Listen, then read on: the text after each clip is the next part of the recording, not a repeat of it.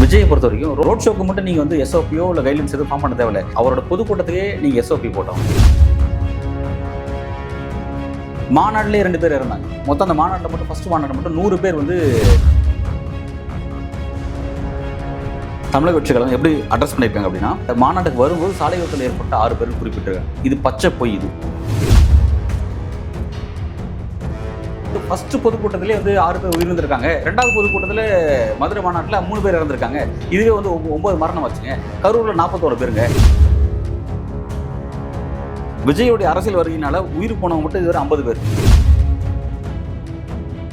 நம்மளே போயிட்டு விஜய் பார்த்து நான் பாதிக்கப்பட்டிருக்கேன், எனக்கு கொஞ்சம் ஆறுதல் சொல்லுங்க, நம்மளே கேட்டு வாங்கிக்கணும். இது என்ன ஒரு தன்மை?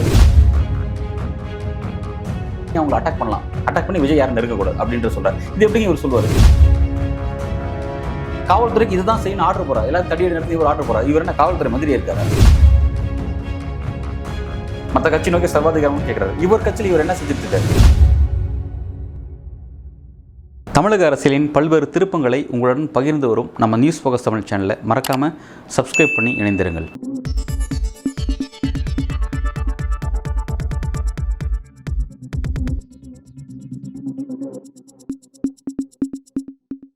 நியூஸ் ஃபோக்கஸ் தமிழ் நேயர்களுக்கு வணக்கம். இன்று நம்முடன் உரையாட ஊடகவியலாளர் அன்பழகன் இணைந்திருக்கிறார். வணக்கம். கரூர் விவகாரம் தொடர்பாக இன்னைக்கு உயர்நீதிமன்றத்தில் ஒரு வழக்கு வருது. இதுல வந்து தாவேகா தங்களுடைய வாதத்தை வந்து வைக்கிறாங்க. இதுல என்ன சொல்லியிருக்காங்கன்னா, அவங்க வந்து மற்ற கட்சிகளை போல எங்களுக்கு வந்து அனுமதி வந்து ஈஸியாக கிடைக்கிறது இல்லை, காவல்துறையினர் வந்து எங்களுக்கு நிறைய ரெஸ்ட்ரிக்ஷன்ஸ் வைக்கிறாங்க. அதுலேயும் குறிப்பாக இந்த கரூர் விவகாரத்தை பொறுத்த வரைக்கும் ஒரு நாளைக்கு முன்னாடி தான் எங்களுக்கு பெர்மிஷனே கொடுத்துருந்தாங்க, அதனால தான் எங்களால் முன்னேற்பாடுகளை சரியாக செய்ய முடியல அப்படின்ற ஒரு வாதத்தை முன் வச்சிருக்காங்க. இதை எப்படி பார்க்குறீங்க சார்? கண்டிக்கத்தக்க ஒரு வாதமாக பார்க்குறேன். விஜய் அவர்கள் இன்னும் திருந்தவே இல்லை அப்படிங்கிற ஒரு முக்கியமான விஷயம் அதை பார்க்குறேன். ஃபர்ஸ்ட் ஆஃப் ஆல் இந்த சப்ஜெக்ட் என்ன, இந்த வழக்கு என்ன அப்படின்னா, சுப்ரீம் கோர்ட்டில் ஏற்கனவே வந்து இந்த சிபிஐ சம்மந்தமாக தொடக்கப்பட்ட வழக்கு, அதாவது இங்கே இருக்க அந்த எஸ்ஐடிக்கு எதிர்த்து தொடரப்பட்ட அந்த வழக்கு, அதில் சுப்ரீம் கோர்ட்டுடைய கைட்லைன்ஸ் அடிப்படையில் தான் இந்த வழக்கு வந்து மெட்ராஸ் ஹைகோர்ட் வந்து இன்றைக்கி இந்த விஷயத்தை விசாரிக்கிறாங்க. தலைமை நீதிபதி அமர்வு தான் விசாரிக்கிறாங்க. ஸ்ரீவஸ்தவா மற்றும் அருள்முருகன் பெஞ்சுக்கு தான் அந்த கேஸ் வந்து விசாரணைக்கு வருது. பல பொதுநல மனுக்களும் வந்திருக்கு. அதாவது இந்த விஷயத்தில் வந்து ஒரு ரோட் ஷோக்கு ஒரு கைட்லைன்ஸ் ஃபார்ம் பண்ணணும், எஸ்ஓபி வந்து ப்ராப்பராக ஃபார்ம் பண்ணணும் அப்படிங்கிற ஒரு சப்ஜெக்டும், அதே மாதிரி தாவேகா தரப்பில் இருந்து ஒரு வழக்கு வந்துச்சு. அது என்னென்னா, எங்களுக்கு மட்டும் திமுக அரசு, தமிழக அரசு வந்து எங்களுடைய பொலிட்டிக்கல் ஈவெண்ட்ஸுக்கு அனுமதி கொடுக்க ரொம்ப ரெஸ்ட்ரிக்ஷன்ஸ் போடுறாங்க, கொடுக்கறதே இல்லை அப்படிங்கிற மாதிரிலாம் வந்து சொல்லி வந்து வழக்கு தொடுத்துருந்தாங்க. அது ஒரு வழக்கு. அதே மாதிரி வந்து புசி ஆனந்தோட ஜாமீன் சம்மந்தமாக ஒரு வழக்கு வந்துருந்துச்சு. அப்புறம் அவர் வந்து வழக்கு சிபிஐக்கு போயிட்டதுனால வந்து தன்னோட ஜாமீன் மனுவை நான் வாபஸ் வரேன்னு சொல்லிட்டாரு. ஸோ வாபஸ் பண்ணிடுச்சு. இப்போ 3 சப்ஜெக்ட்ஸ் வந்து இன்றைக்கி இந்த விஷயத்தை வந்து விசாரணைக்கு வருது. இல்லை, ஃபர்ஸ்ட் விஷயம் என்னன்னா, அந்த எஸ்ஓபி விஷயம். எஸ்ஓபி விஷயத்துக்கு என்ன சொல்லியிருக்காங்கன்னா, வந்து நீதிபதி அவர்கள் என்னென்ன விஷயம் கேட்டிருக்காரு, தமிழ்நாடு அரசும் கிளியராக அவங்களோட ஆர்குமெண்ட்ஸ் முன் வச்சிருக்காங்க. அதாவது என்னென்னா வந்து சில கைட்லைன்ஸ் நாங்கள் ஃபார்ம் பண்ணணும், கைட்லைன்ஸ் ஃபார்ம் பண்ணுறதுங்கிறது எங்களுக்கு எனி டைம் வேணும் அப்படின்னு கேட்டிருக்காங்க. அப்புறம் நாங்கள் செய்யும் அப்படின்னு சொல்லியிருக்காங்க. அது வரையும் வந்து அதுக்கான அனுமதி இல்லைன்னு சொல்லியிருக்காங்க. அப்போ நீதிபதி அவர்கள் கேட்டிருக்காங்க, இப்போ வந்து நீங்கள் கைட்லைன்ஸ் ஃபார்ம் பண்ணுறது டைம் எடுத்துக்கிறீங்க அப்படின்னா வந்து அதுவரையும் நீங்கள் அனுமதி கொடுக்க மாட்டீங்க அப்படின்னா, அப்போ இங்கே இருக்கக்கூடிய பொலிட்டிக்கல் பார்ட்டினுடைய அவங்களுடைய உரிமையை வந்து நீங்கள் மறுக்கிற மாதிரி இருக்குது அப்படின்னு சொல்லியிருக்காங்க. பட் இருந்தாலும் ஓகே, 10 நாள் வந்து டைம் எடுத்துக்கோங்க, டெட்லைன் ஃபிக்ஸ் பண்ணிட்டாங்க. 10 நாளுக்குள்ளே நீங்கள் வந்து எஸ்ஓபி வந்து ஃபார்ம் பண்ணி ஆகணும் அப்படிங்கிற விஷயத்த சொல்லியிருக்காங்க. தமிழ்நாடு அரசும் ஓகேன்னு சொல்லி இது பண்ணியிருக்காங்கன்னு வைங்களேன். ஃபர்ஸ்ட் ஆஃப் ஆல் விஷயம் அதுதான். இப்போ இங்கே விஜய் தரப்போட வாதம் அவங்க என்னென்னா வந்து எங்களுக்கு மட்டும் பார்ஷியாலிட்டி பார்க்குறாங்க, தாவேக்காவை மட்டும் பார்ஷியாலிட்டி பார்த்து அனுமதி கொடுக்க மாட்டேங்கிறான்னு சொல்கிறாங்க. அதோட எக்ஸ்ட்ரீம் லெவலில் என்ன சொல்கிறாங்கன்னா, கரூரில் இந்த 41 பேர் உயிரிழப்பு ஏற்பட்டதுக்கான காரணம் கடைசி நேரத்தில் வந்து அவசரமாக எங்களுக்கு அனுமதி கொடுத்தாங்க, ஒரு நாள் மழை அனுமதி கொடுத்தாங்க. ஸோ அதனால் எங்களால் ப்ராப்பராக சில விஷயத்தை செய்ய முடியலன்னு சொல்லியிருக்காங்க. இல்லை, உங்களால் வந்து இப்படி ஒரு விஷயத்தை எப்படி சொல்ல முடியுதுன்னு எனக்கு தெரியல. 41 பேர் இறந்த மரணத்தில் உங்களுக்கு எந்த விதமான ரெஸ்பான்சிபிலிட்டியும் கிடையாதா? இது என்ன விதமான ஒரு பொலிட்டிக்கல் பார்ட்டி? டே ஒன்லேருந்து நம்ம வந்து விஜய் அவர்களையும் அவருடைய பார்ட்டியும் கடுமையாக, அதாவது இந்த கரூர் இன்சிடென்ட்டுக்கு அப்புறம் வந்து ரொம்ப கடுமையாக விமர்சனம் பண்ணுறோம். எல்லாருமே விமர்சனம் பண்ணுறாங்க. அறிவு நேர்மை கொண்ட எல்லாருமே கட்டாயம் விமர்சனம் பண்ணுறாங்க. இதில் வந்து தமிழ்நாடு அரசுக்கு ரோல் இல்லைன்னா இருக்குது, மக்களுக்கு ரோல் இருக்குது, எல்லாருக்கும் ஒரு கூட்டு பொறுப்பு இருக்குது. தமிழ்நாடு அரசோட ரோல் என்னென்னா, சம்மந்தப்பட்ட மாவட்ட நிர்வாகம் இந்த விஷயத்தில் வந்து ஏன் அனுமதி கொடுத்தாங்க அப்படிங்கிற மாவட்ட நிர்வாகத்தில் சில அலட்சியம் இருக்குது. மாவட்ட நிர்வாகம், அதாவது கலெக்டருக்கும் சரி மாவட்ட எஸ்பிக்கும் ஒரு பெரிய ரோல் இருக்குது. அதான் தமிழ்நாடு அரசோட ரோல் நம்ம பார்க்குறோம். அதே மாதிரி விஜய்கிட்ட பெரிய ரெஸ்பான்சிபிலிட்டி இருக்குது, பொதுமக்கள்கிட்ட அதை விட ரெஸ்பான்சிபிலிட்டி இருக்குது. அவர் வந்து எதுக்கு இவ்வளோ மெனக்கட்டு மக்கள் போய் பார்க்கணும் அப்படிங்கிற விஷயங்கள்லாம் வந்து மக்கள்கிட்ட இருக்க சில கூடுதலான பொறுப்பு. ஓகே, எல்லாத்தையும் தாண்டி அப்படி ஒரு ஈவெண்ட்டை ஏற்பாடு பண்ணதே தாவேக்காங்கிற பார்ட்டி தான். அப்போ அந்த பார்ட்டிக்கு எந்த விதமான பொறுப்பும் கிடையாதா? இது எப்படி, எந்த வகையில் வந்து இது நியாயம்? மக்களே கேட்குறாங்க. மக்கள்கிட்ட, கரூர் மக்கள்கிட்ட நம்ம போய் கேட்கும்போது மக்கள் என்ன சொல்லலாம், சார் நான் உங்கள் வீட்டுக்கு வரேன், ஒரு ஃபங்க்ஷனுக்காக நான் உங்கள் வீட்டுக்கு வரேன் அப்படின்னா எனக்கு நீங்கள் தான் சார் பொறுப்பு, எனக்கு எதாச்சுன்னா நீங்கள் தான் சார் பொறுப்புன்னு மக்கள் சொல்கிறாங்க. இப்போ அதாவது மக்கள் சில பேர் மக்கள் வந்து இது பொறுப்பு இல்லைன்னு சொல்கிறாங்க, விஜய்க்கு சம்மந்தம் இல்லைங்கிறாங்க. ஆனால் தெளிவு, அறிவு, நேர்மை, தெளிவான பார்வை கொண்ட மக்கள் கரெக்டாக அந்த விஷயத்தை ஐடென்டிஃபை பண்ணுறாங்க. உனக்கும் பொறுப்பு இருக்குது அப்படிங்கிறாங்க. அந்த பொறுப்பு உணர்ந்து அவர் எங்கேயுமே இங்கே தன்னோட வார்த்தை முன் வச்ச மாதிரி தெரியல. ஒரு நாள் முன்னாடி எங்களுக்கு அனுமதி கொடுத்துட்டாங்க. ஸோ வந்து அப்போ ஒரு நாள் முன்னாடி அனுமதி கொடுத்ததுனால, அவசரமாக அனுமதி கொடுத்ததுனால தான் இந்த உயிரிழப்பு ஏற்பட்டிருக்கும் அப்படிங்கிறீங்களா? அப்போ இது முழுக்க தமிழ்நாடு அரசு தான் அது காரணம். 41 பேரோட உயிரிழப்பு காரணம் தமிழ்நாடு அரசு தான் அப்படின்னு தன்னோட குற்றச்சாட்டை இன்றைக்கி அது மூலமாக இன்டெரக்டாக முன் வச்சிருக்காரு நான் பார்க்குறேன். இதில் என்ன வந்து ரொம்ப கோபமான விஷயங்கள் வருதுன்னா வந்து, விஜய் அவர்கள் வந்து இவ்வளோ விஷயத்துக்கு அப்புறம், இவ்வளோ இன்சிடென்ட் நம்ம கடந்து வந்தாச்சு, இவ்வளோ விஷயத்துக்கு அப்புறம் வந்து தன்னை வந்து இன்னும் ஒரு பியூரிட்டி, புனித தன்மைக்கு எதாவது இழுக்கு ஏற்பட்டக்கூடாது அப்படிங்கிற மாதிரி தன்னை வந்து போற்றி போகணும்னு நினைக்கிற மாதிரி அதை அப்படியே பாதுகாத்துக்கிறார் அப்படிங்கிறத நான் கவனிக்கிறேன். அவர் தன்னோட பொறுப்பு உணர்ந்து அவர் எங்கேயுமே இந்த விஷயத்தை பேசுகிற மாதிரி தெரியல. திரும்ப அவர் டே ஒன்லேருந்து அவர் இதை தான் செஞ்சுட்டு இருக்காரு. இது சத்தியமாக வந்து ஒரு கண்டிக்கத்தக்க ஒரு வாதமாக தான், தாவேக்காவோட வாதம் கண்டிக்கத்தக்க ஒரு வாதமாக தான் பார்க்குறேன். அதே மாதிரி இப்போ இவங்க வந்து என்ன சொன்னாங்கன்னா, எங்களுக்கு ஈஸியாக பெர்மிஷன் கொடுக்குறது இல்லை அப்படின்னு தாவேக்காவும் சொல்லியிருந்தாங்க. இந்த கரூர் விவகாரத்தை மையப்படுத்தி பேசின அதிமுகவும் அவங்க என்ன சொன்னாங்கன்னா, எதிர்க்கட்சிகளோட இந்த மாதிரியான பொதுக்கூட்ட நிகழ்வுகளுக்கு வந்து அரசு வந்து சரியா பாதுகாப்பு கொடுக்குறதில்ல, அனுமதி கொடுக்குறதில்ல அப்படின்னு மாதிரி அவங்களும் சொல்லியிருக்காங்க. இது எப்படி பார்க்குறீங்க? இல்லை, இங்கே பாருங்க, விஜயோட ஃபர்ஸ்ட் இந்த சுற்றுப்பயணம், மக்களை சந்திக்க ஃபர்ஸ்ட் சுற்றுப்பயணம் திருச்சி பயணம். ஃபஸ்ட்டு திருச்சி, அரியலூர், பெரம்பலூர், இதான் வந்து அவரோட ஃபஸ்ட்டு பயணம். அப்போ அந்த பயணத்துக்கு வந்து பார்த்தீங்கன்னா கிட்டத்தட்ட 23 கண்டிஷன்ஸ் காவல்துறை போட்டிருந்தாங்க. பார்த்தோம் நம்ம 23 கண்டிஷன்ஸ் ரொம்ப அதிகமாக இருந்துச்சு. அந்த சப்ஜெக்டில் எதுக்கு தாவேக்காவை எதிர்த்து இந்த அளவுக்கு வந்து ஒரு தமிழ்நாடு அரசு இந்த அளவுக்கு ரொம்ப காட்டமாக ஒரு கண்டிஷன்ஸை ஃப்ரேம் பண்ணி வச்சிருக்காங்க. அதாவது அவர் கை கட்டக்கூடாது, அரசியல் கட்சி தலைவர் கை கட்டக்கூடாது, பேனர் வைக்கக்கூடாது, இதெல்லாம் ஒரு அரசியல் கட்சி தலைவர் செய்யக்கூடிய வாடிக்கையான ஒரு விஷயம். அதுக்கே ரெஸ்ட்ரிக்ஷன்ஸ் போட்டிருந்தாங்க. நம்ம அதெல்லாம் ரொம்ப கடுமையாக விமர்சனம் பண்ணோம். இதெல்லாம் வந்து ஒரு அடிப்படை உரிமையாச்சு ஒரு பார்ட்டியோட. அதை எப்படி வந்து இவங்க அதை பேன் பண்ணுறாங்க அப்படின்னு நம்ம கேட்டிருந்தோம். ஆனால் 23 கண்டிஷன்ஸ், 43 கண்டிஷன்ஸ், எத்தனை நம்பர்ஸில் விட்டுருங்க, எந்த ஒரு கண்டிஷன்ஸ் அவர் பின்பற்றான்றது நம்ம கேட்கும். அவர் கண்டிஷன்ஸ் போட்டாங்க, ஓகே ரைட், ஒத்துக்கலாம். தமிழ்நாடு அரசு காவல்துறை அதிகமான கெடுபிடிகள் அவருக்கு போகிறாங்கிறது உண்மைதான், ரைட், ஓகே. போட்ட கெடுபிடிகளை அவர் எதை ஒன்று ஃபாலோ பண்ணான்னு சொல்லுங்க பார்க்கலாம். காவல்துறை உங்களை எத்தனை மணிக்கு கரூர் வர சொல்லியிருந்தாங்க? மதியம் 12 மணிக்கு வர சொன்னாங்க. நீங்கள் எத்தனை மணிக்கு கரூர் போனீங்க? 7 மணிக்கு போகிறீங்க. காவல்துறையோட கெடுபிடி நீங்கள் ஃபாலோ பண்ணீங்களா? அப்புறம் எப்படி நீங்கள் அதை சொல்ல முடியும்? இவர் என்ன பண்ணார்? ஒரு என்ன சொல்கிறது, ஒரு அராஜகத்தின் உச்சமாக நாமக்கல் அவருடைய அந்த பயணத்திலே எந்த அளவுக்கு வந்து கடுமையான விதிமுறைகளை தாவேக்கா செஞ்சாங்க, விஜய் செஞ்சார் அப்படிங்கிறது கண்கூட நம்ம பார்த்துருக்கோம். அங்கே வந்து தாவேக்கா நிர்வாகிகள் வந்து ஆம்புலன்ஸ் அடிச்சு உடச்சாரட்டும், சேலம் மாவட்ட செயலாளர் சதீஷ் நினைக்கிறேன் ஆம்புலன்ஸ் அடிச்சு உடச்சாரட்டும், மருத்துவமனையை போட்டு அடிச்சு கலாட்டா பண்ணாதரட்டும், மிருகத்தனமாக நடந்துடுறேன். மருத்துவமனை யாரை கை வைப்பாங்களா? இந்த அளவுக்கு மோசமாக நடந்துட்டாங்க. இவர் அதை வந்து எக்ஸ்ட்ரீம் லெவலில் என்ன பண்ணார்? பொலிட்டிக்கல் மெச்சூரிட்டி இவர் வரல. இவர் என்ன பண்ணுறாங்க, அவ்வளோ விஷயத்தெல்லாம் பண்ணி முடிச்சுட்டு அங்கேருந்து கரூர் வரவர் ஒரு 2000-3000 பேர் கூட கூட்டு வர்றார்.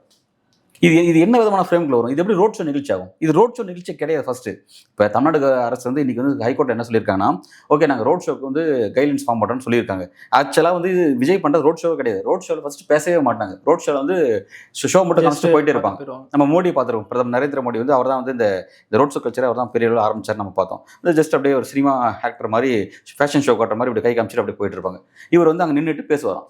ஒரு நல்ல ஒரு சந்திப்பான இடத்தை செலக்ட் பண்ணிட்டு அங்கேருந்து ஒரு சொற்பொழிவு ஆட்டுறாரு. 10 நிமிஷம் 20 நிமிஷம் சொற்பொழிவு ஆட்டுறாரு. ரோட் ஷோவுக்கும் நீங்கள் வந்து இது என்னன்னா ஒரு 2ஆம் கட்ட விஷயம். அதாவது இது ரோட் ஷோவும் கிடையாது, ஒரு பொதுக்கூடம் கிடையாது. ரெண்டும் கலந்தாப்புல ஒரு விஷயத்தை வந்து செஞ்சுட்டு போறாரு. எது? இலவச காசு. அவ்வளோ இலவச செலவில் பண்ணுறாரு. எப்படி இலவச செலவுன்னு சொல்கிறேன்னா, ஒரு கேரவனில் வராரு. ஒரு கேரவனில் வந்து இந்த நிகழ்ச்சி செஞ்சுட்டு போகிறாரு. சார் சப்போஸ் இந்த விஷயத்தை ஒரு மைதானத்தில், இப்படி திறந்தவெளி மைதானத்தில், இப்போ விக்ரவாணி மாநாடு போட்டார்ல, இந்த மாநாடு போட்டார்ல, மதுரை மாநாடு போட்டார்ல, அந்த மாதிரி ஒரு வெட்ட வெளியில் ஒரு பொட்டல் காட்டில் ஒரு அழகாக ஒரு நிகழ்ச்சி நடத்திட்டு போனான்னா எவ்வளோ செலவாகும் தெரியல? சில பல கோடிகள் செலவாகுங்க. இப்போ வந்து ஒரு என்ன பண்ணியிருக்காரு, அந்த மாதிரி செலவை தவிர்த்துட்டு ஒரு வேன் வாங்கிட்டார், கேரவன் வாங்கிட்டார். கேரவனும் உங்களுக்கு அசட்ஸாக மாறிடுச்சு. நீங்கள் பொதுக்கூட்டம் நடத்தினீங்களேன், அதை முடிச்சு வெளியே வந்தீங்கன்னா அவ்வளோதான், அது முடிச்சு நீங்கள் ரெண்டுக்கு தான் எடுத்து நடத்த போகிறீங்க. அந்த இடத்த நீங்கள் ஓன் பண்ண மாட்டீங்க. ஆனால் கேரவங்கிறது நீங்கள் ஓன் பண்ணுவீங்க, ஏன்னா அது உங்கள் ஓன் ப்ராப்பர்ட்டி ஆகிடுச்சு. அழகாக ஒரு வேன் வச்சுக்கிட்டீங்க, உங்களுக்கு நினச்ச மாதிரி வந்து அரசாங்கம் போட்ட சாலையில் வந்து நீங்கள் அழகாக பிரச்சாரம் பண்ணிட்டு போயிடுங்க. அதில் வந்து மிகப்பெரிய சீற்றம் ஏற்பட்டு மக்கள் இறந்து போயிருக்காங்க. இதுக்கு எந்த விதமான பொறுப்பு ஏற்க மாட்டேங்கிறீங்க. இது என்ன விதமான தன்மை? இது வந்து ஒரு லிட்டரலாக வந்து ஒரு சர்வாதிகார தன்மை. மற்ற கட்சி நோக்கி சர்வாதிகாரம்னு கேட்குறாரு. இவர் கட்சியில் இவர் என்ன செஞ்சுட்டு இருக்காரு? இந்த 41 உயிர்கள்ட்ட இவருக்கு எந்த விதமான ரெஸ்பான்சிபிலிட்டி கிடையாதான் நம்ம கேட்க வேண்டியதாக இருக்குது. ரோட் ஷோ நடத்துறதுக்கு அந்த ரோட் ஷோனுடைய அந்த ரோட் ஷோவே அரசியல் கல்ச்சருக்கு வந்து ஒரு தேவையில்லாத கல்ச்சர் நான் பார்க்குறேன், என்னோட பர்சனல் பார்வை. ஆனால் அதையே அதன்படியே ஒரு வந்து நியாயமாக நடத்துக்கல அப்படிங்கிறதா இவர் மீது கூட குற்றச்சாட்டு இருக்குது. இதில் வந்து என்னன்னா, இவர் பண்ண அராஜகத்தினுடைய உச்சத்துக்கு இவரே கண்டிக்க வேண்டிய இடத்துல இருக்காரு. இவருக்கு எதிர்கட்சிகள் சப்போர்ட் பண்ணுறதுங்கிறது அது இன்னும் கேவலமான ஒரு விஷயமா நான் பார்க்குறேன். அவ்வளவும் தேர்தல் கணக்குகளுக்காக, வெற்றி கணக்குக்காக இன்னைக்கு இவரை வந்து சப்போர்ட் பண்ணக்கூடிய இடத்துக்கு. நாளைக்கு நல்லா பாருங்கள், விஜய் அவர்கள் யாரை அக்யூஸ் பண்ணுறாருன்னா, திமுக அரசு அக்யூஸ் பண்ணல, தமிழ்நாடு அரசு அக்யூஸ் பண்றாரு. தமிழ்நாடு அரசுங்கிற ஒரு சிஸ்டம், அது சிஸ்டம் அக்யூஸ் பண்றாரு அவர். நாளைக்கு எடப்பாடி பழனிசாமி நாளைக்கு சிஎம் ஆனாலுமே, நாளைக்கு அவரோட பீரியட் நாளைக்கு ஒரு பொலிட்டிக்கல் ஈவெண்ட் நடத்தி அப்போ ஒரு பிரச்சனை நடந்தாலுமே அவர் சிஸ்டம் தான் அக்யூஸ் பண்ணுவார். தன்னை அக்யூஸ் பண்ணிக்கவே மாட்டார் அவர். எனக்கு ஒரு பொறுப்பு இருக்குன்னு சொல்லவே மாட்டார் அவர். அவர் சப்போர்ட் பண்ணக்கூடிய எடப்பாடி பழனிசாமிக்கு ஒரு பேக் ஃபயர் தான் அப்படின்னு நான் பார்க்குறேன். ஆனா இப்போ வரைக்குமே விஜய் வந்து இந்த நெருக்கடிகள் எங்களுக்கு மட்டும் தான் கொடுக்குறாங்க அப்படின்றத சொல்றாரு. நீங்களும் அதுதானே சொல்றீங்க. அது எப்படி ஒரு அரசியல் கட்சியோட அடிப்படை உரிமையை பாதிக்கிற மாதிரி தானே இருக்கு இந்த கெடுபிடிகள் எல்லாமே. ரைட், ஓகே, அது சரிதான். அரசியல் கட்சியின் அடிப்படை உரிமை பாதிக்கிற மாதிரி தான் இருக்குது உங்களோட கெடுபிடி. ஓகே, நான் என்ன சொல்றேன்னா, அது அவ்வளவும் நீங்கள் ஃபாலோ பண்ணுறனா தான் உங்களுக்கு கெடுபிடி. ஃபாலோ பண்ணாலும் உங்களால் ஒரு பொலிட்டிக்கல் ஈவெண்ட் நடத்த முடியல அப்படிங்கிற நெருக்கடி. நீங்கள் தான் அதை பைக்கட் பண்ணுறீங்களே. எங்கே அந்த ஒரு ஃப்ரேமுக்குள்ளே நீங்கள் ஒரு நிகழ்ச்சி நடத்தி முடிச்சிங்க. அதாவது இப்போ விஜய் விஷயத்தை என்ன சொன்னால், அவர் ரொம்ப கெடுபிடி போட்டாங்க. நம்மளும் அவர் கெடுபிடி போட்டதை பற்றி நம்மளும் விமர்சனம் பண்ணோம். ஏன் தமிழ்நாடு அரசு வந்து இந்த அளவுக்கு கெடுபிடி போகிறேன்னு நம்ம கேட்டோம். ஆனால் அவர் போட்ட கெடுபிடி ஒன்றும் தப்பே இல்லைன்ற அளவுக்கு நம்மளே தள்ளப்பட்டோம். காரணம் என்ன, அவர் நடந்துகிட்ட விதம் அது. அவர் எதையுமே ஃபாலோ பண்ணலையே. டே ஒன்லேருந்து அவர் எதை ஃபாலோ பண்ண சொல்லுங்க பார்க்கலாம். இந்த ஈவெண்ட், அதாவது இதை பற்றி அனலைஸ் பண்ணக்கூடிய மூத்த பத்திரிகையாளர்கள், அரசியல் உறுப்பினர்கள் எல்லாரும் என்ன சொல்கிறேன்னா, இந்த கொடிய ஈவெண்ட், கரூர் நடந்த இந்த கொடிய ஈவெண்ட் வந்து திருச்சியிலே நடந்திருக்க வாய்ப்பு இருக்குது. டிரான்ஸ்ஃபார்மர் ஏறி உட்காந்துட்டு இருக்கான் தாவேக்கா தொண்டர். டிரான்ஸ்ஃபார்ம்ங்கிறது என்னது? அது என்ன உட்காந்து மேடை, அது மேலே ஏறி உட்காந்து தினமலை ஏறி உட்காந்து வேடிக்கை பார்க்குற இடம் அது. மரத்தை மேலே அந்த கரூரில் மரக்கிளாய் வெயிட் தாங்க கிளையை ஒடிஞ்சு கீழே விழுந்திருக்கான். கிளாய் ஒடிஞ்சு கீழே விழுந்திருக்கான். கூரை மேலே ஏறி நின்றுருக்கான். கூரை உடஞ்சி கீழே விழுந்திருக்கான். கீழே இருந்த 2 குழந்தைங்க இறந்துருக்கு. கோகிலான் உள்ளிட்ட சில குழந்தைகள் வந்து அந்த கூரை விழுந்து இறந்துருக்கு. இந்த அளவுக்கு ஒரு மோசமாக ஏதாவது ஒரு ஃப்ரேமில் இருக்குது இந்த ஈவெண்ட் சொல்லுங்க. விஜயோடைய பொலிட்டிக்கல் ஃபர்ஸ்ட் அவரே ஒரு பொலிட்டிக்கல் லீடர்ன்ற ஃப்ரேமுக்குள்ளே வரமாட்டார். ரெண்டாவது அவர் நடத்தக்கூடிய அந்த பொலிட்டிக்கல் ஈவெண்ட் இது ஏதாவது ஒரு ஃப்ரேமுக்குள்ளே இருந்திருக்கா? நம்மளும் எவ்வளவோ அரசியல் நிகழ்ச்சியில் பார்த்துருக்கோம். இது ஃபர்ஸ்ட் டைம் விஜய் தான் வந்து தமிழ்நாட்டு மக்களுக்கு அரசியல்னா காட்டுறாரா? இதை வந்து ஒரு அரசியல் ஈவெண்ட் இப்படி இருக்குன்னு அவர் தான் காட்டுறாரா? பல காலமாக இருக்கக்கூடிய ஒரு விஷயத்தை அவர் 10 வந்து நிற்கிறார். அவர் எந்த ஃப்ரேமுக்கு வந்து நின்றுருக்காரு அப்படின்னு நம்ம கேட்க வேண்டியதாக இருக்குது. இன்னமும் ஒரு கூச்சமே இல்லாமல் ஒரு ஆணவ போக்கோட 41 உயிர்கள் இழப்புக்கு காரணம் தமிழ்நாடு அரசு தான் காரணம், திமுக அரசு தான் காரணம். ஒரு நாளைக்கு முன்னாடி எங்களுக்கு பர்மிஷன் கொடுத்துட்டாங்க. சப்போஸ் முன்கூட்டி பர்மிஷன் கொடுத்துருந்தா அது நடந்திருக்காதுன்னு சொல்கிறாங்க. தமிழ்நாடு அரசு மேலே இன்னொரு பெரிய குற்றச்சாட்டு இருக்குது.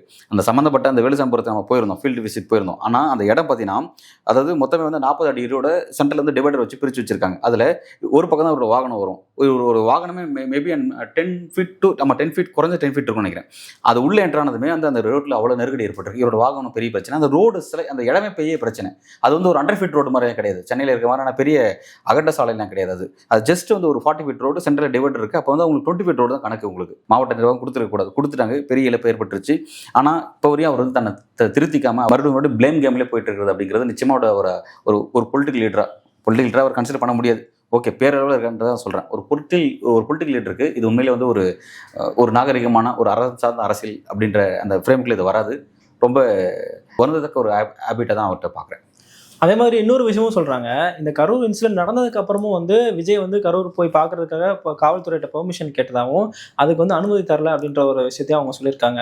இப்போ மற்ற அரசியல் கட்சி தலைவர்கள்லாம் போய் பார்த்தாங்க, அவங்க எந்த அனுமதி வாங்கல. அப்போ விஜய் மட்டும் ஏன் அனுமதி வாங்க வேண்டிய அவசியம் என்ன? ஃபர்ஸ்ட் ஏன் அது கேட்குறேன் எனக்கு புரியல. அதாவது அனுமதி கேட்குறாரு. அதாவது கரூரில் பாதிக்கப்பட்ட இப்போ இந்த கோர்ட்டில் இன்னைக்கு வாதத்தை வச்சிருக்காங்க. இப்போ கரூரில் பாதிக்கப்பட்ட மக்களை சந்திக்க போக இருந்தோம், அதுக்கான அனுமதி கூட மறுத்திருக்கான்னு சொல்றாரு.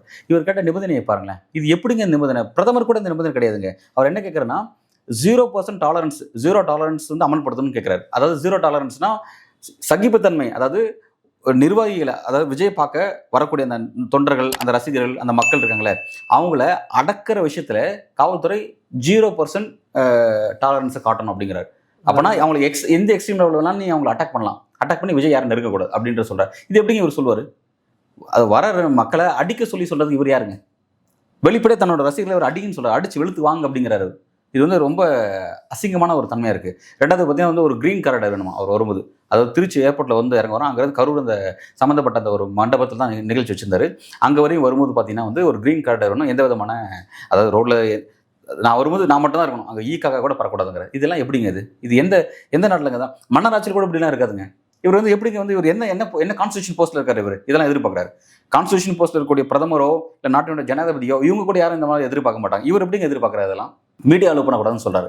மீடியா அலோவ் பண்ணக்கூடாது சொல்றது இவர் யாரு? மக்கள் கூடக்கூடிய இடத்துக்கு மீடியாங்கிறது கட்டாயம் அங்கே வருவாங்க. அங்கே இருக்க செய்திகளே பலதரப்பட்ட மக்கள்கிட்ட கொண்டு போகிறது மீடியா வர தான் செய்வாங்க. மீடியா ரெஸ்ட்ரிக்ஷன் போடுறாரு இவர். அது எப்படி இவர் போட முடியும்? மீடியா தங்களோட பணிகளை செய்ய வேணும்னு சொல்லி இவர் எப்படிங்க தடுக்கிறாரு?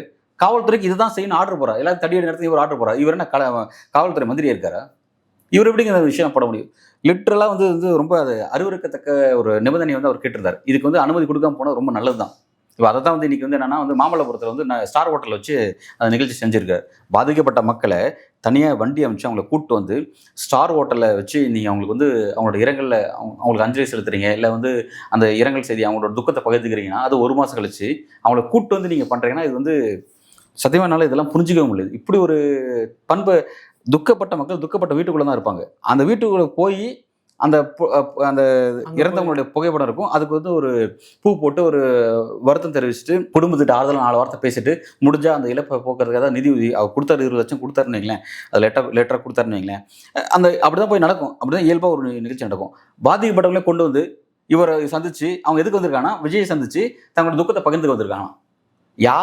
யார் வீட்டில் இழப்பு ஏற்பட்டிருக்கு, யாரை சந்திக்கணும்? விஜய் வீட்டில் ஒரு துக்கம் ஏற்பட்டுருச்சுன்னா அவங்க வந்து மக்கள் வந்து விஜய் வந்து நாங்கள் உங்கள் வீட்டில் இப்படி ஆகி போச்சாங்க, கவலைப்படாதீங்க, இது மக்கள் செய்யணும், இது அது விஜய் வீட்டில் ஏற்பட்டுதான். இப்போ நம்ம வீட்டில் ஒரு துக்கம் ஏற்பட்டிருக்கு, நம்மளே போயிட்டு விஜய் பார்த்து நான் பாதிக்கப்பட்டிருக்கேன், எனக்கு கொஞ்சம் ஆறுதல் சொல்லணும், நம்மளே கேட்டு வாங்கணுமா? இது என்ன ஒரு தன்மை? இது ஸ்டார் ஹோட்டல் நடக்குது. ஸ்டார் ஹோட்டல் நடக்கிறதுக்கு இதெல்லாம் வந்து கார்பரேட் ஒப்பந்தமா, இல்லை வந்து இது பார்ட்டி, அது என்ன ஒரு என்ஜாய்மெண்ட், ஒரு பர்த்டே பார்ட்டி, அது எப்படிங்க? இதெல்லாம் சத்தியமாக வந்து புரிஞ்சிக்கவே முடியல. ரொம்ப மோசத்தன்மையில் இது போயிட்டுருக்கு. இதெல்லாம் வந்து தமிழக அரசியலுக்கு விஜயினுடைய இப்படி ஒரு பொலிட்டிக்கல் ஒரு பேட்டர்ன் அவர் காண்பிச்சுட்டு இருக்காரு, இப்படி ஒரு விஷயத்தை கொண்டு போயிட்டு இருக்காரு. இது தமிழக அரசியலுடைய கடந்த காலத்தினுடைய அந்த ஹிஸ்ட்ரிக்கு வந்து ஒரு பெரிய இழுக்க தான் நான் பார்க்குறேன். ஒரு மோசமான ஒரு பாலிடிக்ஸாக நான் பார்த்துட்டு இருக்கேன். இப்போ நீங்கள் சொன்னது துக்க வீட்டில் நேரில் போய் விசாரிக்கிறதுங்கிறது ஒரு சாதாரண மனிதனால செய்யக்கூடிய ஒரு விஷயம். ஆனால் விஜய் வந்து அங்கே போனால் மறுபடியும் ஒரு சிக்கல்கள் வரும் இல்லையா? அதை மையம் அவங்க கருத்தில் வச்சு இதை செஞ்சுருக்கலாம் இல்லையா? இல்லை, இப்போ அப்படின்னா வந்து நீங்கள் எதுக்கு அரசியலுக்கு வந்திருக்கீங்க? நீங்கள் எப்போ வந்தாலும் பிரச்சனை தான். இப்போ நாளைக்கு எலெக்ஷன் நோட்டிஃபிகேஷன்ஸ் வந்துடுது, 29 தொகுதியில் எலெக்ஷனு, எப்படி நீங்கள் பிரச்சாரம் செய்வீங்க? எப்படி வாக்காளர் எல்லாத்தையும் வீட்டுக்கு வர வைப்பீங்களா? ஒட்டுமொத்த வாக்காளர் என் வீட்டுக்கு வந்து பணவில் வந்து எனக்கு வந்து வாக்கு போகிறதா ஒரு வாக்கு கொடுத்துட்டு போங்க அப்படின்னு சொல்லி நீங்கள் அப்படி கேட்பீங்களா? எப்படி கேட்பீங்க? இல்லை ஆன்லைனில் எல்லாரும் 234 தொகுதி ஆன்லைனில் கேம்பெயின் பண்ணுவீங்களா? பனையூர் என்னங்க குறியீடு? அது யாருனாலும் எல்லாரும் உங்களுக்கு பனையூர் தான் வரணும். எதுவும் மழை வெள்ளத்தில் பாதிக்கப்பட்ட மக்கள் உங்களை வந்து பனையூரில் வந்து வீட்டில் சந்திச்சு மழை வெள்ளத்துக்கான நிவாரணம் பெறத்துக்கு வருவாங்க. இது எப்படிங்கிறது? தூய்மை பணியாளர்கள் ரிப்பன் பில்டிங்கை போராடிட்டு இருக்காங்க, பெரிய கோரிக்கை, முக்கியமான கோரிக்கை போராடிட்டு இருக்காங்க. அவங்களுக்கு நீங்கள் சாலிடாரிட்டி காட்டுறதுக்கு நீங்கள் முயற்சி பண்ணுறீங்க. அது எப்படி காட்டணும்? ஃபீல்டுக்குள்ளே வரணும். நீங்கள் அவங்கள கூப்பிட்டு நீங்கள் வீட்டில் வச்சு அவங்கள சந்திச்சு, அதாவது தன்னுடைய இமேஜ் எந்த வகையிலும் பாதிச்சிடக்கூடாது. தன்னோட இமேஜோடைய அந்த ரீச் இருக்குல்ல, அந்த இமேஜோடைய அந்த புகழ் வந்து அதோட ஸ்ட்ரென்த் குறைஞ்சிடக்கூடாது. அது அப்படி சில விஷயத்த எப்படின்னா பூட்டி வச்சா தான் அதோட ரகசியம் காக்கப்படும். அது என்ன இருக்குன்னு தெரிஞ்சிச்சு இதுதானப்பா அப்படின்றோம். அந்த ஸ்டார் வேல்யூ குறைஞ்சிடக்கூடாது அப்படிங்கிறத அதை போட்டு பாதுகாக்கிறதுக்காக அவர் என்னென்னமோ செஞ்சுட்டு இருக்காரு. இவர் செய்யக்கூடிய அவ்வளோ விஷயமும் கடுமையான விமர்சனத்துக்கு போயிட்டு இருக்கு அப்படிங்கிறது தெரிஞ்சு செய்யறாரா தெரியாமல் செய்யறாருன்னு தெரியல. ஆனால் ரொம்ப மோசமான விமர்சனத்துக்கு திரும்ப போய் விழுந்துட்டே இருக்காரு அப்படின்னு நான் பார்க்கறேன். பொதுக்கூட்டங்கள், ரோட் ஷோ நடத்துறதுக்கான நெறிமுறைகளை தயார் செய்யறதுக்கு வந்து 10 நாட்கள் வந்து டைம் கொடுத்துருக்காங்க கோர்ட்டு. இந்த நடைமுறை வந்து விஜய்க்கு என்ன மாதிரியான சிக்கல்கள் ஏற்படுத்த காத்திருக்கு? இது உண்மையிலே ஒரு பெரிய நெருக்கடி தான். ஏன் அப்படின்னா ஏற்கனவே சொன்ன மாதிரி ஒரு கேரவனை, சில பல கோடிகளுக்கு ஒரு கேரவனை வாங்கி அந்த கேரவன் ஒரு அசட்டாக வச்சுக்கிட்டு அது மூலமாகவே வந்து நம்ம வந்து மக்களை சந்திச்சிடலாம், அப்படி எல்லா இடத்துக்கு போயிட்டு வந்துடலாம். தனியாக வந்து மாநாடு போட்டு ஒரு கிரவுண்டை செலக்ட் பண்ணி அதை தயார் பண்ணி சில பல கோடிகள் போட்டு அது ஏன் வந்து நம்ம மாநாடு நடத்தணும், அப்படி விஷயம் செய்யணும், ஒரு கேரவன் வச்சு அழகாக போயிட்டு வந்தோம்னா ஒரு கணக்கு போட்டார் அவர். இப்போ அதுக்கு வந்து ஒரு நெருக்கடி ஏற்பட்டுருக்கு. இப்போ ரோட் ஷோக்கு வந்து 10 நாள் வந்து நடத்த முடியாது, பொதுக்கூட்டம் நடத்தலாம், ஓகேவா? மேபி ரோட் ஷோ நடத்துறதுக்கு இந்த கரூர் இன்சிடென்ட்லாம் வச்சுக்கிட்டு, கரூர் இன்சிடென்ட்ங்கிறது ஒரு தமிழ்நாட்டுக்கு மட்டும் ஒரு எக்ஸாம்பிளோ இல்லை கரூர் மட்டும் எக்ஸாம்பிள் கிடையாதுங்க, இது ஒட்டுமொத்த இந்தியாவுக்குமே எக்ஸாம்பிள் தான். ஏன்னா ஒட்டுமொத்த இந்தியாவிலுமே ஒரு பொலிட்டிக்கல் ஈவெண்ட்ல இப்படி ஒரு இறப்பு ஏற்பட்டதில்லை. ஆன்மீக சார்ந்த நிகழ்ச்சியில் நிறைய உயிரிழப்பு ஏற்பட்டிருக்கு, அதே மாதிரி வந்து சினிமா சார்ந்த விஷயம் ஏற்பட்டிருக்கு. ஆனால் ஒரு பொலிட்டிக்கல் ஈவெண்ட்ல இது நடந்திருக்கு. ஸோ வந்து இது ஒட்டுமொத்த இந்தியாவுக்குமே ஒரு பாடம் தான். திரைத்துறையில் ஒரு உச்சபட்ச நடிகர் வந்து அரசியலுக்கு வராரு, அவர் ரோட் ஷோ நடத்துறாரு அப்படின்னா நிச்சயமாக விஜய் முழுக்க மனசில் வச்சுட்டே வந்து இதுக்கான கைட்லைன்ஸ் எல்லாம் ஃபார்ம் பண்ண போகிறாங்க. அவரால் நிச்சயமாக இனிமேல் வந்து இந்த விஷயத்துக்கு அப்புறம் நெருக்கடி கடுமையாயிடுச்சுன்னு வச்சுக்கோங்களேன். ஒருவேளை ரோட் ஷோக்கு நெருக்கடி கடுமையாயிடுச்சுன்னா அவர் வந்து பொட்டல்காட்டுக்கு தான் போகணும். பொட்டக்காட்டில் போயிட்டு விக்ரவாண்டி மாநாடு, மதுரை மாநாடு அப்படி தான் நடத்துகிற மாதிரி விஷயமா இருக்கும். இதில் என்னன்னா இப்போ நம்ம திரும்ப இங்கே என்ன விஷயம் பேசிட்டு இருந்தோம் தெரியுங்களா? எல்லாரும் என்ன பேசிட்டு இருக்கோம்னா, இப்போ ரோட் ஷோக்கு வந்து SOP போடணும், கைட்லைன்ஸ் ஃபார்ம் பண்ணணுன்றாங்க. விஜயை பொறுத்த வரைக்கும் ரோட் ஷோ ஃபார்ம் பண்ணக்கூடாது, அவரோட பொதுக்கூட்டத்துக்கே நீங்கள் SOP போட்டணும். அதாவது பொலிட்டிக்கல் ஈவெண்ட், ஒரு பொலிட்டிக்கல் லீடருடைய பொதுக்கூட்டத்துக்கு சேர்த்து SOP போடணும். ஏன் அப்படின்னா 41 உயிரிழப்பு ரோட் ஷோ ஈவெண்ட்டில் ஏற்பட்டுச்சு, கரூரில் ஏற்பட்டுச்சு. இது விட்டுருங்க. இதுக்கு முன்னாடி இவருடைய ஃபர்ஸ்ட் பொலிட்டிக்கல் ஈவெண்ட்டு விக்ரவாண்டி மாநாடு. விக்ரவாண்டி மாநாட்டில் அவருடைய அந்த மாநாட்டில் மட்டும் இறந்தவங்க எத்தனை பேர் தெரியுமா? மொத்தம் 6 பேர் இறந்தாங்க. சரியா? அந்த 6 பேர் இறந்தது எப்படி திரும்ப இறந்துருக்காங்க, அந்த நியூஸ் எப்படி ரிப்போர்ட் ஆகுன்றது நான் காட்டுறேன் பாருங்கள். அது ரொம்ப ஒரு சீரியஸான ஒரு விவகாரம் தான், அதனால் அதை பார்த்து அதை காட்டுறாரு. அது தமிழக வெற்றிக் கழகத்தினுடைய இரங்கல் செய்தி நான் காட்டுறேன். நமது தமிழக வெற்றிக் கழகத்தின் முதல் மாநில மாநாட்டில் பங்கேற்பதற்காக விக்கிரவாண்டி வி சாலை நோக்கி வரும்போது எதிர்பாராமல் நிகழ்ந்த சாலை விபத்துகளில் உயிரிழந்த கழக தோழர்கள் வழக்கறிஞர் கில்லி சீனிவாசன், திருச்சி மாவட்டத்தை சேர்ந்த ஒரு இளைஞரணி தலைவர். ஜே.கே. விஜயகலை, இவரும் திருச்சியை சேர்ந்தவர். வசந்தகுமார், இவர் வந்து சென்னையை சேர்ந்தவர். ரியாஸ், பாரிமுனையை சேர்ந்தவர், சென்னையை சேர்ந்தவர் தான். அடுத்து உதயகுமார், செஞ்சியை சேர்ந்தவர். அப்புறம் இதில் மருத்துவமனையில் சிகிச்சையில் இருந்து சார்லஸ், அவரும் அதுக்கப்புறம் இறந்துட்டார் நினைக்கிறாரு. மொத்தம் 6 டெத்து. சரிங்களா? எப்படி இந்த விஷயத்த தமிழக வெற்றிகளும் எப்படி அட்ரஸ் பண்ணியிருக்காங்க அப்படின்னா, அந்த மாநாட்டுக்கு வரும்போது சாலை விபத்தில் ஏற்பட்ட 6 பேரும் குறிப்பிட்டிருக்காங்க. இது பச்சை பொய். இது மாநாட்டுக்கு வரும்போது இது சாலை விபத்தில் இறந்தது 2 பேர். பிறகு மாநாட்டிலேருந்து போகும்போது 2 பேர் இறந்தாங்க, அதுவும் சாலை விபத்து. மாநாட்டிலே 2 பேர் இறந்தாங்க. மொத்தம் அந்த மாநாட்டில் மட்டும் ஃபர்ஸ்ட் மாநாட்டில் மட்டும் 100 பேர் வந்து மயக்க அடைஞ்சிட்டாங்க. எல்லாரும் அந்த தண்ணி பற்றாக்குறையாலும் அந்த ஹீட் வேவ்ஸ்னாலையும் ஹீட் ஸ்ட்ரெஸ் ஏற்பட்டு ஒரு ஸ்ட்ரோக் மாதிரி ஏற்பட்டு பல பேர் மயக்க அடைஞ்சிட்டாங்க. அந்த மயக்க அடைஞ்சல் 2 பேர் இறந்து போனாங்க. அது மாநாட்டுக்கு அந்த வித்தின் கேம்பஸ்குள்ளே நடக்குது. அது அந்த மாநாட்டோட பவுண்டரிக்குள்ளே நடக்கிற இஷ்யூ. இது எப்படி வந்து பொது இஷ்யூ ஆகும், சாலையில் நடக்கிற இஷ்யூ ஆகும்? அதை எப்படி தாவேக்கு அட்ரஸ் பண்ணியிருக்காங்க பார்த்தீங்களா? இதுலேயே அவங்களுக்கு நேர்மல்ன்றது தெரியுது. அவங்களுடைய பொலிட்டிக்கல் ஈவெண்ட்டான ஃபர்ஸ்ட் ஈவெண்ட்லேயே 6 டெத்து. 2வது ஈவெண்ட் மதுரை மாநாட்டுக்கு வாங்க. மதுரை மாநாட்டில் ஊரப்பக்கத்தை சேர்ந்த பிரபாகரன், 33 வயசு கொண்ட பிரபாகரன், இவர் ஒரு டெத்து. அடுத்து நீலகிரி சேர்ந்த ரோஷன், இவர் ஒரு முக்கியமான ஒரு டெத்து. இந்த தம்பி வந்து 18 வயசு சின்ன தம்பி. அடுத்து விருதுநகர் சேர்ந்த காளீஸ்வரன். சரியா? இந்த தம்பி வந்து பேனர் வைக்கும்போது காலேஜ் ஸ்டூடெண்ட், அவர் பேனர் வைக்கும்போது ஷாக் அடிச்சு இறந்துட்டார். 3 டெத்து. சரிங்களா? மாநாட்டு கேம்பஸ்குள்ள நடந்ததில் வந்து அந்த ரோஷனுங்கிறது மாநாட்டு கேம்பஸ்குள்ள நடந்த டெத்துன்னு நினைக்கிறேன். ஆமாம். இப்போ இதெல்லாம் எந்த கணக்கு நீங்கள் எடுத்துப்பீங்க?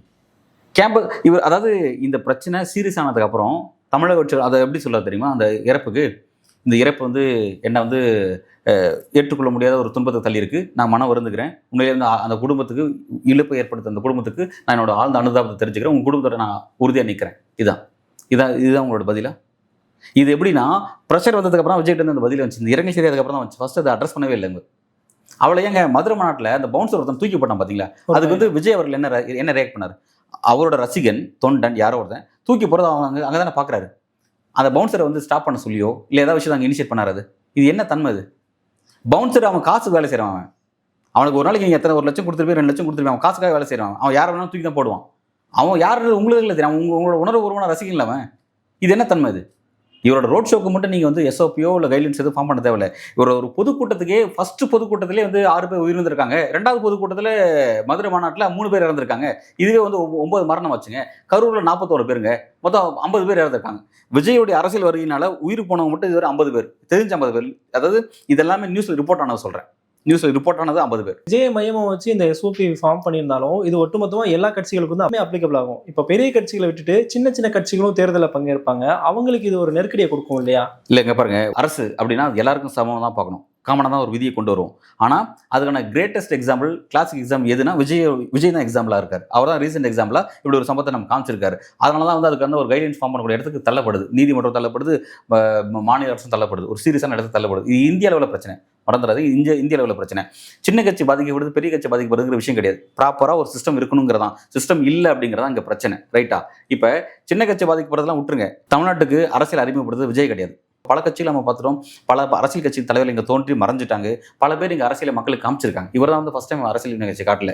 ஆனால் இதுக்கு முன்னாடி எந்த காலகட்டத்திலையும் கின்னஸ்லேயே பதிவு செய்யப்பட்டிருக்கு. என்ன தெரியுங்களா? முன்னாள் முதல்வர் அண்ணாதுரை அவருடைய மரணத்தில் கூடிய கூட்டம், இந்த அளவுக்கு ஒரு கூட்டம் வந்து இதுக்கு முன்னாடி எங்கேயும் பார்த்ததில்லை. ஒரு தலைவரோட இறப்பில் இவ்வளோ பெரிய கூட்டங்கிறது எங்கேயும் பார்த்ததுன்னு சொல்லிட்டு கின்னஸில் பதிவு செய்யப்பட்டிருக்கு. அதில் எந்த உயிரிழப்பும் ஏற்படல. அந்த உயிரிழப்பு ஏற்பட்டது எங்கேயும் செய்தி பதிவு செய்யப்படல. கலைஞர் பல கூட்டத்தை போட்டிருக்காரு, எம்ஜிஆர் பல கூட்டத்தை போட்டிருக்காரு, விஜயகாந்த் பல கூட்டத்தை போட்டிருக்காரு. இவங்களாம் அரசியல் கட்சி தலைவர்கள் தான். அவங்க இந்த மாதிரியான ஒரு தங்களோட பொலிட்டிக்கல் ஈவெண்ட்டில் இப்படி ஒரு ரெக்கார்டு அவங்க யாராவது செஞ்சுருக்காங்கன்னு பாருங்க. உயிரிழப்பு ஏற்பட்டிருக்கு. ஒரு கட்ரஸி கூட தன் ஸ்டேஜுக்கு வந்தார்னா, அதாவது அங்கே கூடியிருக்க மக்கள் அவங்க வந்து மயக்கப்பட்டு விழுந்திருக்காங்க. அவங்கெல்லாம் நல்லா இருக்காங்களா, ஹெல்த்தி எல்லாரும் ஓகேவா, தண்ணி கிடச்சிச்சா, ஒரு இதுவும் கேட்க மாட்டார் அவர். நான் பேச ஆரம்பிக்கலாமா, நீங்களாம் சாப்பிட்டீங்களா, நான் பேச ஆரம்பிக்கலாமா, இந்த எந்த ஒரு பழக்கம். அதாவது அவருக்கும் அந்த தொண்டர்களுக்குமான அந்த கேப் இதுதான் புரிஞ்சுக்கணும். அவர் வந்து தொண்டர்கள் அவர் மீது அனுபவிக்கிறாங்க, வெறித்தனமாக இருக்காங்க. அவன் ஏன் என்னன்னு தெரிய வெறித்தனமாக இருக்காங்க. ஆனால் இவர் அவங்களுக்கு கொடுக்குற ரிப்ளை என்னன்னா, இதான் ரிப்ளை. அவன் எக்கேடு கெட்ட போனா என்ன, பைசா கொடுக்க மாட்டேன். கரூர் பிரச்சனை இவ்வளோ சீரியஸ் ஆனதான் அவர் வந்து 20 லட்சம் எடுத்து கொடுக்குறாரு. ஏன் வந்து மதுரை மாநாட்டில் இறந்து போன அந்த 3 பேர் ஏன் வந்து இந்த ஃபண்டு கொடுக்கல? விக்ரவாண்டி மாநாட்டில் 6 பேருக்கு ஏன் ஃபண்டு கொடுக்கல? 6 பேர் இங்கே கொடுக்க மாட்டீங்க. ஏன்னா சாலை விபத்தில் இறந்தா நீங்களே பதிவு பண்ணிட்டீங்க அந்த செய்தியை. உங்களோட இரங்கல் செய்தி சாலை விபத்தில் இறந்தான்னு சொல்லியிருக்கீங்க. சாலை விபத்தில் இறக்குறது அவனோட கவனக்குறைவு, உங்கள் கவனக்குறைவு கிடையாது. பாலை மாற்றி வச்சது அவன். அதாவது காசு கொடுக்குற விஷயத்தில் இவர் எந்த அளவுக்கு கருமையாக இருக்காருன்னு பார்த்துக்கோங்க. காசு கொடுக்குற செகண்டரி. இதில் உங்கள்கிட்ட என்ன நேர்மை இருக்குது? நீங்களே இப்படி அரசியல் கட்சி நீங்கள் நாளைக்கு வந்து தமிழ்நாடு நாளைக்கு ஒரு வேளை உங்கள் கை கிடச்சதா, நீங்கள் எப்படி நேர்மையான அரசியல் செய்வீங்க? நீங்கள் எந்த அளவுக்கு மோசமாக போயிட்டு இருக்கு இந்த அரசியலை பாருங்கள். நான் பொறுத்தவரைக்கும் விஜய்க்கு டோட்டலாகவே வந்து ஒரு கைட்லைன்ஸ் ஃபார்ம் பண்ணணும். விஜய்க்கு கைட்லைன்ஸ் ஃபார்ம் பண்ணணும். அவர் அரசியலுக்கு வந்தாருன்னா அவர் வீட்டுக்கு வந்தாருன்னா இப்படி தான் இருக்கணும் அப்படின்னு கம்ப்ளீட்டாக அது அவ்வளோ ஃபாலோ பண்ணுவாருன்னு தெரியல. ஏன்னா ஏற்கனவே அவ்வளோ கெடுபிடி படம்னு சொன்னாங்க, ஒரு கெடுபடியும் அவர் ஃபாலோ பண்ணல அப்படிங்கிறத நம்ம கடந்த காலத்தில் பார்த்துருக்கோம். இனிமேல் போடக்கூடிய எஸ்ஓபியும் கைட்லைன்ஸையும் அவர் ஃபார்ம் பண்ணுவாருங்கிறது தெரியல. அவரோட அரசியலே வந்து தமிழக அரசுலேருந்து தொடக்க எறியப்படணும் அப்படிங்கிறத நான் வந்து காட்டமாக எனக்கு கருத்தை பதிவு செய்யறேன். இந்த அளவுக்கு ஒரு பொறுப்பட்ட நபராக இருக்கிறதுனால அவர் மீது கோபம் முன்வைக்கிறேன். மற்றபடி எனக்கு விஜய் மீது இந்த கரூர் இன்சிடென்ட்க்கு அப்புறம் தான் அவர் மீது இந்த அளவுக்கு கோபம் இருக்குது தவிர அதுக்கு முன்னாடி எனக்கு இந்த அளவுக்கு இல்லை. அவரோட சில பொலிட்டிக் கிளாரிட்டி இல்லாமல் இருந்துச்சு, சில லேக்ஸ் இருந்துச்சு, அது நான் அதை கவனித்தோம். ஆனால் இதெல்லாம் ரொம்ப ஒரு சர்வாதிகார குணத்தோட போயிட்டு இருக்காரு. ஒரு மன்னரோட ஒரு மோசமான தன்மைக்கு அவர் போயிட்டு இருக்காரு அவரோட அரசியல். சத்தியமாக அதை புரிஞ்சிக்க முடியல. எந்த வகையிலும் பொறுப்பேற்காமல் இருக்கிற ஒரு தன்மை இருக்குது பார்த்தீங்களா, அது வந்து லிட்டரலாக வந்து ஒரு சர்வாதிகார குணம் கொண்டது. இவர் அதை நோக்கி தான் போயிட்டு இருக்காரு நான் பார்க்குறேன். ஓகே சார், விஜய் மேலே இவ்வளோ விஷயம் சொல்லியிருக்கீங்க. அவர் இதெல்லாம் கேட்டு சரி பண்ணிக்கிறாரா இல்லையான்றதை பொறுத்து வந்து பார்க்கலாம். நன்றி.